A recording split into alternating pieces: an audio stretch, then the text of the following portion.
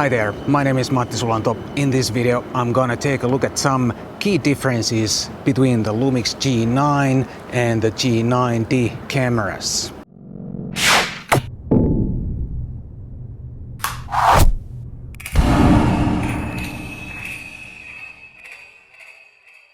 Please also consider subscribing to my channel and tap the bell down there so you'll get notified every time I post a new video. I'd also like to mention that Panasonic did not ask me to make this video. I'm only making this to share this with you guys, and I think this might be helpful if you're thinking about buying either one of these cameras. And another reason to compare these two cameras is the price range. Now that the G9 is already kind of an old model, the price of these two cameras are close. It's not quite the same, but they're pretty close.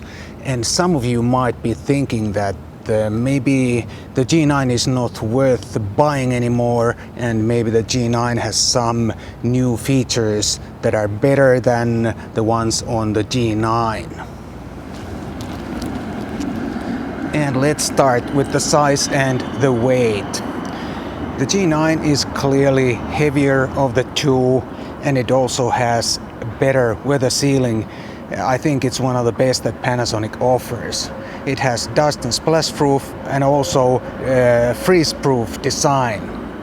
The G90 is also dust and splash proof, but it's not freeze proof design.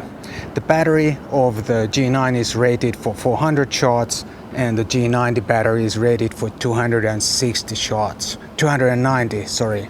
Or which I can't remember anymore. Either one. I'll put the text somewhere on the screen.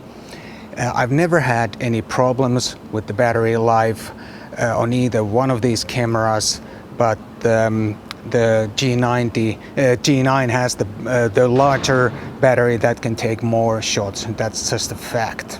And then a few words about the ergonomics of this camera and this camera. Let's first take a look at the G9. G9 has the joystick to move the autofocus point around, which is very nice. Also the small screen on top of the camera is really nice. It doesn't maybe sound like a big deal, but once you get used to it, you really appreciate it. Then, of course, the G9 has 2 card slots, of course, and the viewfinder has better resolution and higher magnification, and also 120 frames per second refresh rate. The G90 instead does not have the joystick, and it only has 1 card slot, but it has a pop-up flash if you occasionally need, for example, a fill light or something. It's here readily available. I think both of these cameras are pretty nice to handle. I think the G9 is almost perfect fit into my hand, but still the G90 is also a very nice camera to handle. But if you think about the all-in-all usability and ergonomics, I think the G9 is a winner also in this category, so to speak. And then the photography features, of course. This is all about photography. The image quality on both of these cameras is virtually the same, but the G9 has the 80 megapixel high-res mode. So if you occasionally want or need to make an 80 megapixel high-resolution file, it's possible. On the G9, the G90 does not have that. I have a separate video of the high-res mode. I'll put a card up there so you can take a look if you're interested. Also, the image stabilizer on the G9 is rated at 6.5 stops, and the image stabilizer on the G90 is rated only at 5 stops. I say only, but it's really good still. 5 stops is a lot, and you can get a lot of good stabilization also on the G90, but this one has a stop and a half extra stabilization. Also, the mechanical shutter on the G9 goes up to 1/8,000 of a second, as the shutter on the G90 goes only up to 1/4000 of a second. Both cameras also have an electronic shutter, but the mechanical shutter has some advantages when there's movement involved in the shot. But the G90 has one really killer feature for you if you are doing a lot of any kind of long exposure photography. Let me explain what it is. And the killer feature is called a live composition. It makes your long exposure photography a lot easier. Whether it's nighttime cityscapes, landscapes, star trails, light painting, whatever with the long exposure photography.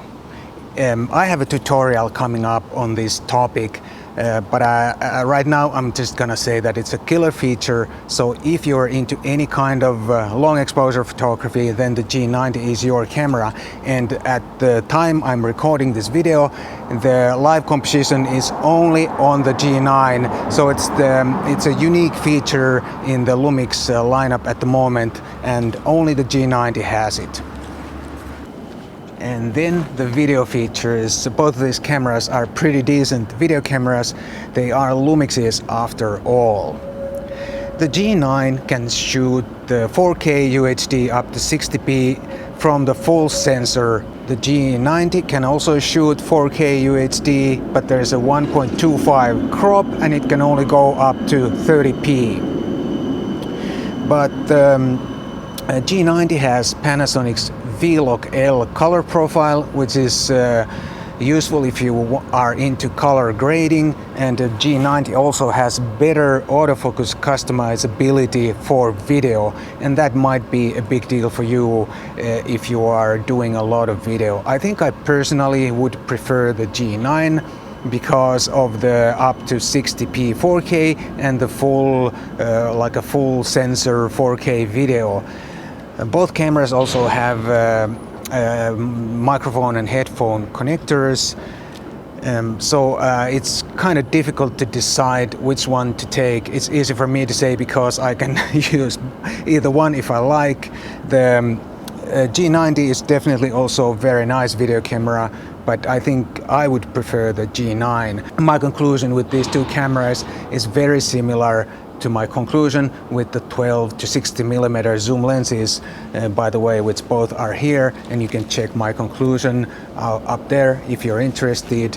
The G9 is still the king of the hill, the best, but still the G90 is a very nice camera, and both cameras have one unique feature that the other one doesn't have. The G9 has the high-res mode and the G90 has the live composition mode, which, believe me, is really nice if you're into any kind of long exposure photography. I think the G90 is for all of you who prefer the little bit more compact size, but still want to have some degree of weather sealing and also a little bit lower price. The G90 is a very nice camera to use, and I don't think at the end of the day you are sacrificing that much compared to the G9, which I think is suitable for those who are looking for like an ultimate professional, semi-professional camera for hard use in harsh environments and want the ultimate user comfort and user convenience in the form of joystick and the small display here and the better battery life and all that. Even though this is like an old model already, it's still the best Micro Four Thirds camera for photography that Panasonic can offer. I hope this was helpful. Thanks for watching, and I'll see you next time.